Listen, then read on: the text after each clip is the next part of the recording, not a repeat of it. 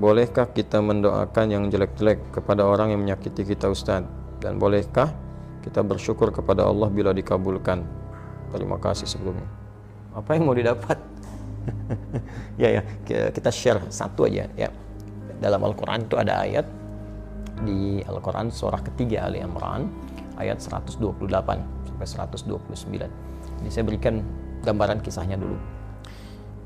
Nabi SAW di awal masa dakwah itu kedatangan satu utusan ya, dan mengatakan bahwa satu desa itu masyarakatnya masuk Islam.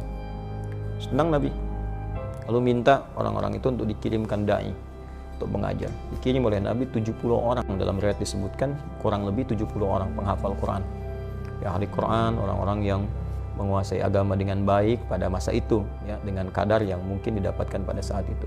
Dikirimkan secara singkat ketika sampai di sebuah distrik namanya Bi'ur Ma'unah ya, tiba-tiba ternyata orang-orang itu dianiaya, bahkan kemudian dieksekusi. Nah, Nabi mendapat kabar dari malaikat sedang menunaikan sholat. Ada beberapa versi riwayatnya, ada yang menyebutkan sedang sholat subuh, ada yang menyebutkan riwayatnya sebelum ruku, ada yang setelah ruku, saatnya i'tidal, ada yang menyebutkan juga di sholat yang lain ya. Intinya informasi itu sampai kepada Nabi, dan Nabi mendoakan, ya Allahumma al'an kita, Allahumma azibhum, ya Allah tolong laknat Bani Fulan ya, kemudian tolong hukum mereka dan seterusnya. Itu berlangsung selama sebulan. Nah, doanya terasa keras ya, tolong hukum Bani Fulan, tolong hukum mereka, tolong laknat mereka. Apa yang terjadi? Kemudian Allah turunkan Al-Quran surah ketiga Ali Imran ayat 128. Ya laisa laka minal amri syai'un aw yatuba 'alaihim aw yu'adzibahum fa innahum zalimun. Ya Muhammad SAW, engkau tidak punya hak ya untuk bisa memutuskan seperkara terkait dengan hukuman ataupun memberi petunjuk pada seseorang yang dimaksudkan langsung menanamkan hidayah kepadanya, kecuali itu atas izin Allah Subhanahu wa taala. Nah, namun yang paling indah, Allah ingin memberikan sebuah arahan seperti ini. Ya, ini sifat maksum Nabi. Jadi ini bagian dari sifat maksum Nabi yang kalau di situ ada sesuatu yang kurang tepat, Allah luruskan. Berhak Nabi meminta. Ya, berhak Nabi meminta. Ya Allah, hukum si fulan, berikan hukuman setipa, berhak. Tapi Allah berikan suatu arahan yang lain dengan hikmah tertentu. Ya, Allah ingin sampaikan bahwa kalau di awal masa dakwah sedang minta seperti ini, nanti umat itu tidak akan tersisa. Ya, seperti umat-umat yang sebelumnya. Ya, pernah berbuat zalim, kemudian nabinya meminta kepada Allah dihukum, hukum selesai. Tapi Allah ingin berikan sebuah pelajaran bahwa ke depan akan ada ujian lebih besar daripada ini. Maka diberikan sebuah tahapan bersabar, bersabar, sampai kesabaran itu kemudian memuncak, sampai kemudian pada tingkat maksimal sehingga bisa mengatasi tantangan yang lebih berat lagi. Ya, karena kalau persoalan wafat, ajal juga sudah tiba, ya sesuai dengan ajal. Hanya nanti tentunya ada balasan-balasan dari Allah. Ada yang karena tidak tahu mungkin bisa dengan itu kemudian diberikan petunjuk untuk bertobat. Ada yang sengaja melakukan, Allah kirimkan kemudian hukuman, nanti akan turun kemudian hukuman-hukuman berikutnya. Bukan berarti pembuat kesalahan tidak kemudian diproses. Ya, bisa diproses dengan hukum yang berlaku, tapi ada mungkin golongan-golongan tertentu yang tidak tahu dan ikut-ikut di dalamnya. Bagaimana hukum seperti itu? Maka Allah turunkan tadi ayat, setelah ayat itu turun, maka Nabi merubah doanya. Perhatikan doanya. Allahumma hdini fi man hadait, wa afini fi man afait, wa tawallani fi man tawallait, wa barik li fi ma atait. Ya. Kalau kita jamakkan, Allahumma hdina fi man hadait, wa afina fi man afait, wa tawallana fi man tawallait, wa barik lana fi ma atait, wa qina syarra ma qadait. Allahumma hdina fi man hadait, ya Allah, mohon berikan aku hidayah, berikan kami hidayah, dan tempatkan kami di tempat-tempat yang orang mendapat hidayah. Wa afina fi man afait, sehatkan kami ya Allah, dan tempatkan kami di tempat orang-orang yang sehat. Kalau Anda kerja di tempat orang sehat, Anda bertetangga dengan orang sehat, orang itu dapat hidayah, di kantor dapat hidayah, jadi baik orangnya. Watawallana fi man tawallait, palingkan kami dari apa yang Kau tidak sukai, dan tempatkan kami di tempat-tempat orang-orang yang berpaling dari apa yang tidak Kau sukai.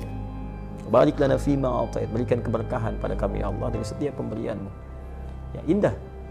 Wa qina syarra ma qadait, dan jauhkan kami dari segala keburukan ya Allah, segala keburukan yang mungkin kami dapatkan dalam kehidupan. Ya, Engkau telah tetapkan ini buruk, berikan kami kemampuan untuk menghindarinya. Jadi berubahlah ke arah doa-doa itu, jadi baik, jadi baik, jadi baik. Itu yang telah kemudian dikenal dengan doa kunut.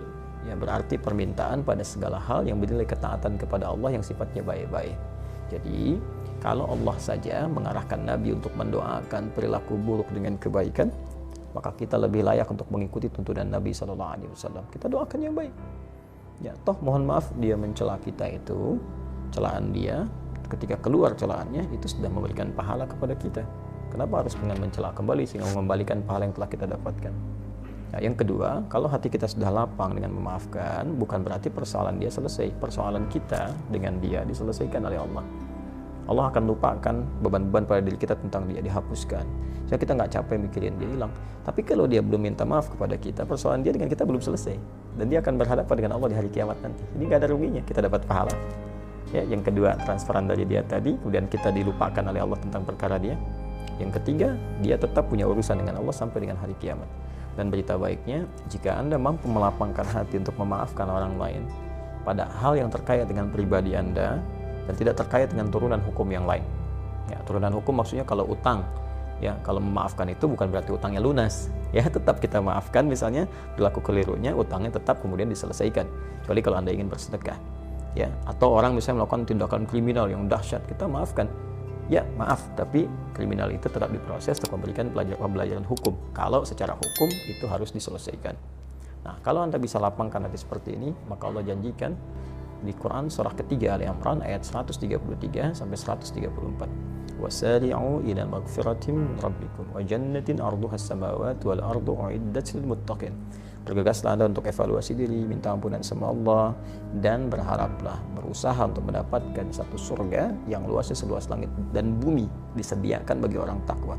Siapa orang takwa di situ?